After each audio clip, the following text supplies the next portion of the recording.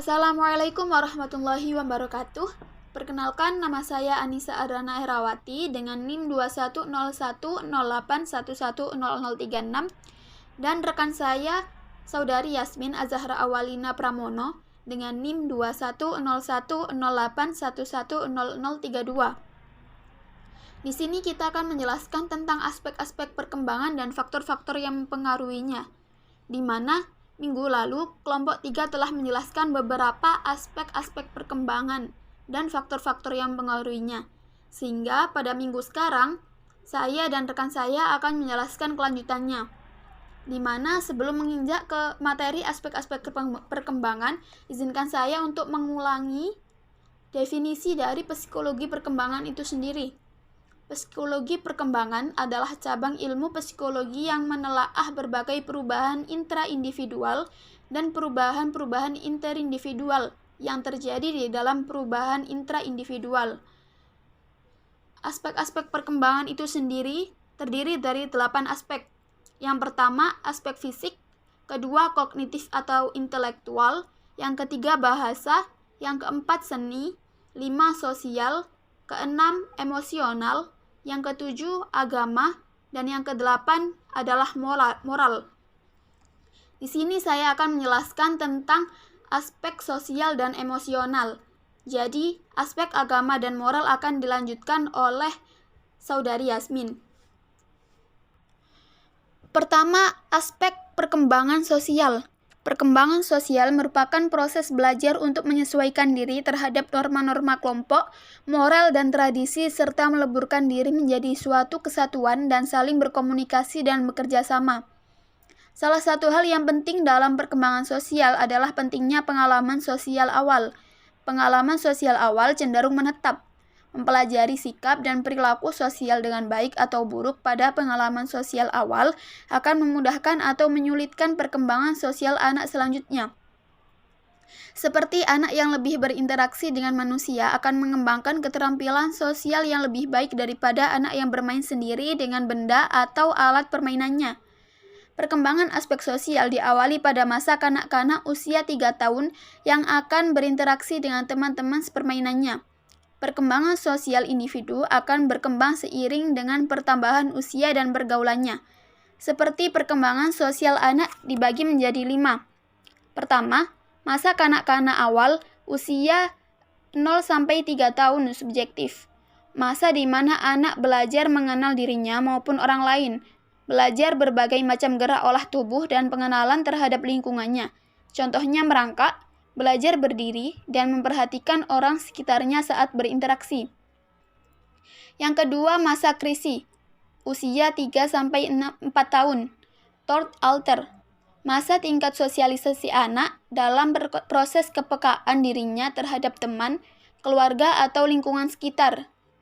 Yang ketiga, masa kanak-kanak akhir, usia 4-6, subjektif menuju objektif. Pada masa ini, proses perkembangan sosial mulai terlihat dari segi perilaku didasari dari bimbingan orang tua sejak awal, yang memperlihatkan dari cara berbicara dan berinteraksi dengan teman sebayanya. Tanda-tanda perkembangan dari tahap ini adalah anak mulai memahami akan aturan-aturan yang ada di keluarga dan lingkungan sekolahnya. Anak mulai mampu membedakan baik dan buruk buat dirinya. Anak mulai bisa memahami hak dan kepentingan orang lain. Anak mulai bermain dan berkomunikasi dengan orang sekitarnya dan teman-teman sekolahnya. Yang keempat, masa anak sekolah, usia 6-12 tahun, objektif. Masa ini adalah periode di mana anak mulai bisa bertanggung jawab pada diri sendiri dan mulai bisa menghargai keputusan orang lain. Yang kelima, masa kritis 2, usia 12-13 tahun, prepuber. Anak mulai berkembang memahami orang lain secara individu yang menyangkut pada sifat-sifat pribadi, minat, nilai-nilai, atau perasaan sehingga mendorong anak bersosialisasi lebih akrab dengan teman sebaya dan lingkungan masyarakat. Faktor perkembangan sosial individu itu sendiri diantaranya adalah orang tua, pendidikan formal maupun informal, lingkungan sehari-hari, dan teman. Yang mana faktor-faktor tersebut dikelompokkan menjadi 2 faktor utama, yakni faktor lingkungan keluarga dan faktor dari luar rumah atau luar keluarga. Yang pertama, faktor lingkungan keluarga. Keluarga merupakan kelompok sosial pertama dalam kehidupan sosial anak. Di antara faktor yang terkait dengan keluarga dan yang banyak berpengaruh terhadap perkembangan sosial anak adalah hal-hal yang berkaitan dengan status sosial ekonomi keluarga, keutuhan keluarga, sikap dan kebiasaan orang tua. Yang kedua, faktor dari luar rumah. Pengalaman sosial awal di luar rumah melengkapi pengalaman di dalam rumah dan merupakan penentu yang penting bagi sikap sosial dan pola perilaku anak. Yang kedua, aspek perkembangan emosional. Istilah emosi berasal dari kata emotus atau emover, atau mencerca, yakni to stir up, yang berarti sesuatu yang mendorong terhadap sesuatu. Misal, emosi gembira mendorong untuk tertawa, atau dengan perkataan lain, emosi didefinisikan sebagai suatu keadaan gejolak penyesuaian diri yang berasal dari dalam dan melibatkan hampir keseluruhan diri individu. Aspek emosi berkembang seiring dengan usia manusia. Perkembangan emosi banyak dipengaruhi oleh perkembangan fisik sistem syaraf yang terdapat dalam otak. Emosi ini merupakan respon terhadap stimulus tertentu. Misalnya perilaku orang pecinta alam yang telah sampai ke puncak gunung, dia akan meluapkan emosi kegembiraannya.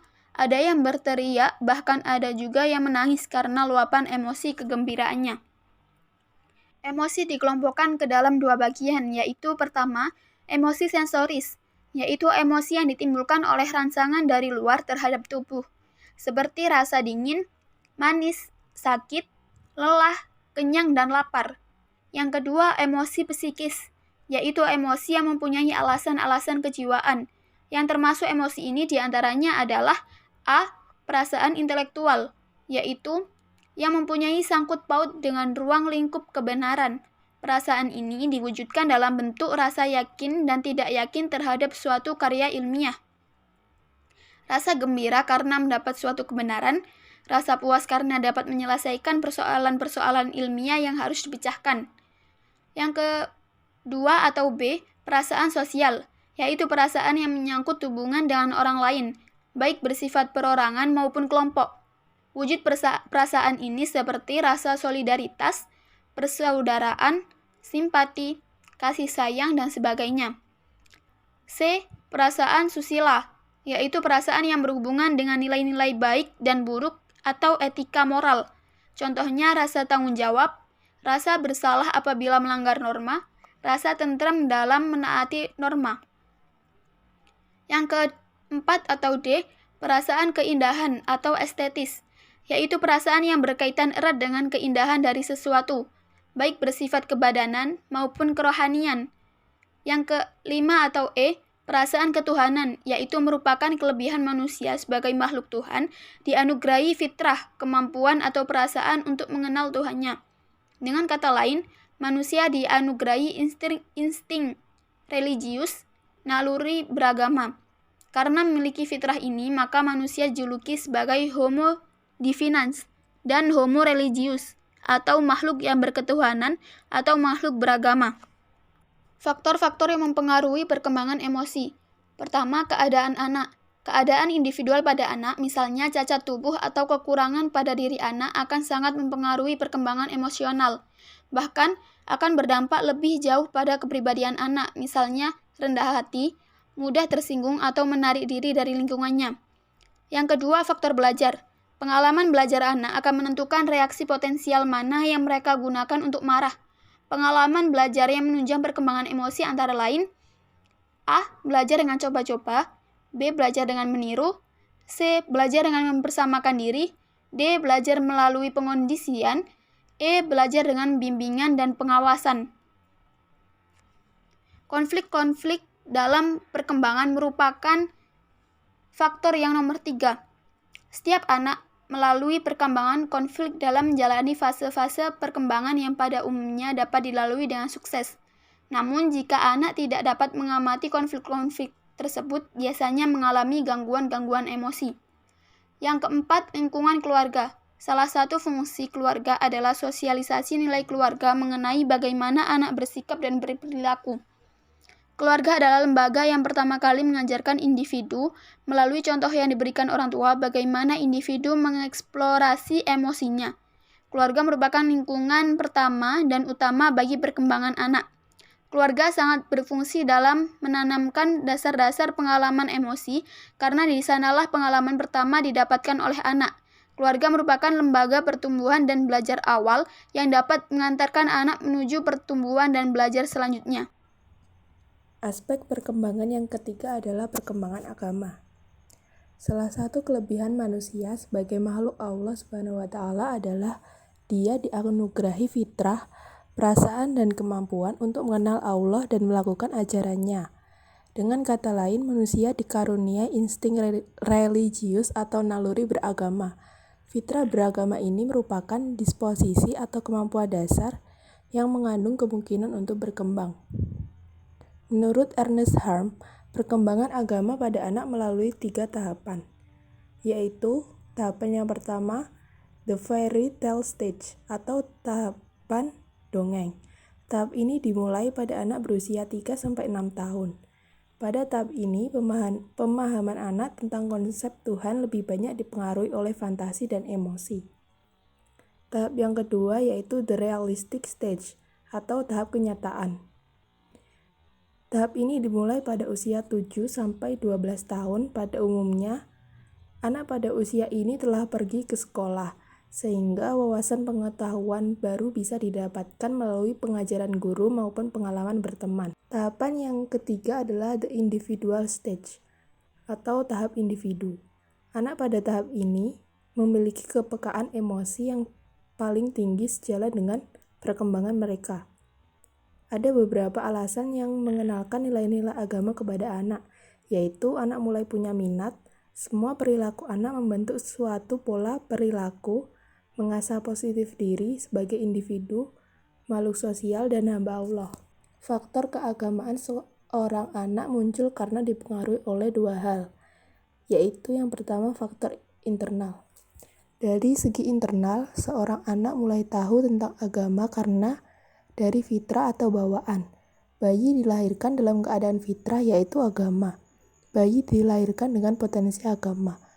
Fitrah beragama ini ada yang berkembang secara alamiah dan ada yang memerlukan bimbingan, sehingga fitrah tersebut berkembang secara benar sesuai kehendak Allah. Faktor yang kedua adalah faktor eksternal. Faktor eksternal dipengaruhi oleh yang pertama adalah pendidikan keluarga. Keluarga merupakan lingkungan tunggal yang dimiliki anak. Sejak dari bangun tidur hingga saat akan tidur kembali, anak-anak menerima pengaruh dan pendidikan dari lingkungan keluarga. Faktor yang kedua yaitu lingkungan sekolah. Menurut Hurlock, sekolah mempunyai pengaruh sangat besar terhadap kepribadian anak. Sekolah merupakan substitusi dari keluarga dan guru substitusi dari orang tua. Faktor yang ketiga yaitu lingkungan masyarakat. Menurut para pendidik bahwa lapangan pendidikan terdiri dari keluarga, sekolah, dan masyarakat. Keserasian antara ketiga lapangan ini akan memberi dampak positif bagi perkembangan anak, termasuk di dalamnya adalah perkembangan jiwa keagamaan. Aspek perkembangan yang terakhir adalah perkembangan moral. Istilah moral berasal dari kata Latin mos atau moris yang berarti adat istiadat, peraturan, atau nilai-nilai kehidupan. Sedangkan moralitas merupakan kemauan untuk menerima dan melakukan peraturan, nilai-nilai atau prinsip-prinsip moral. Tingkatan tertinggi dalam perkembangan moral adalah melakukan sesuatu perbuatan bermoral, karena panggilan hati nurani, tanpa perintah, tanpa harapan akan sesuatu imbalan atau pujian. Faktor-faktor yang mempengaruhi perkembangan moral adalah yang pertama, konsisten dalam mendidik anak. Yang kedua, sikap orang tua dalam keluarga. Yang ketiga, penghayatan dan pengamalan agama yang dianut. Menginjak bab yang kedua, yakni faktor-faktor yang mempengaruhi perkembangan secara umum. Perkembangan individu tidak berlangsung secara mekanis otomatis, sebab perkembangan yang terjadi sangat bergantung pada faktor secara simultan. Secara garis besar, faktor-faktor tersebut adalah berikut ini. Yang pertama, faktor turunan atau warisan. Turunan memiliki peranan penting dalam pertumbuhan dan perkembangan anak. Ia lahir ke dunia ini membawa berbagai ragam warisan yang berasal dari kedua ibu bapak atau nenek dan kakek. Warisan tersebut yang terpenting antara lain bentuk tubuh, raut muka, warna kulit, intelijensi, bakat, sifat-sifat atau watak dan penyakitnya. Faktor keturunan yang merupakan pembawaan sejak lahir atau berdasarkan keturunan seperti konstruksi dan struktur fisik, kecakapan potensial, bakat dan kecerdasan. Berbeda dengan faktor lingkungan, faktor keturunan pada umumnya cenderung bersifat kodrati yang sulit untuk dimodifikasi. Faktor yang kedua yaitu faktor lingkungan. Lingkungan sangat berperan dalam pertumbuhan dan perkembangan. Lingkungan adalah keluarga yang mengasuh dan membesarkan anak. Sekolah tempat mendidik, masyarakat tempat anak bergaul, juga bermain sehari-hari dan alam sekitar dengan iklimnya, flora, dan sebagainya. Besar kecilnya pengaruh lingkungan terhadap pertumbuhan dan perkembangan bergantung pada keadaan lingkungan anak itu sendiri, seperti jasmani dan rohaninya. Pengaruh lingkungan yang pertama adalah A. Lingkungan keluarga. Keluarga adalah tempat anak diasuh dan dibesarkan, berpengaruh besar terhadap pertumbuhan dan perkembangannya, terutama keadaan ekonomi rumah tangga, serta tingkat kemampuan orang tua dalam merawat yang sangat besar pengaruhnya terhadap pertumbuhan jasmani anak. Sementara tingkat pendidikan orang tua juga besar pengaruhnya terhadap perkembangan rohani anak, serta kepribadian dan kemajuan pendidikannya. Yang kedua adalah sekolah. Sekolah merupakan salah satu faktor yang mempengaruhi perkembangan dan pertumbuhan anak, terutama untuk kecerdasannya. Anak yang tidak pernah sekolah akan tertinggal dalam berbagai hal. Sekolah sangat berperan dalam meningkatkan pola pikir anak karena di sekolah mereka dapat belajar bermacam-macam ilmu pengetahuan. Tinggi rendahnya pendidikan dan jenis sekolahnya turut menentukan pola pikir serta kepribadian anak. Yang ketiga adalah masyarakat. Masyarakat turut mempengaruhi perkembangan jiwa seseorang. Mereka juga termasuk teman-teman anak di luar sekolah. Kondisi orang-orang desa atau kota tempat tinggal ia juga turut mempengaruhi perkembangan jiwanya. Contohnya, dalam sebuah keluarga saling menghormati dan menyayangi, maka anggota keluarganya akan bersifat seperti itu. Yang terakhir adalah keadaan alam sekitar. Keadaan alam yang berbeda akan berpengaruh terhadap perkembangan pola pikir atau kejiwaan dan tingkah laku seseorang. Contohnya, seseorang yang hidup di desa akan berbeda perilakunya dengan orang yang ada di kota. Sekian penjelasan dari kami. Untuk kurang lebihnya kami mohon maaf. Wassalamualaikum warahmatullahi wabarakatuh.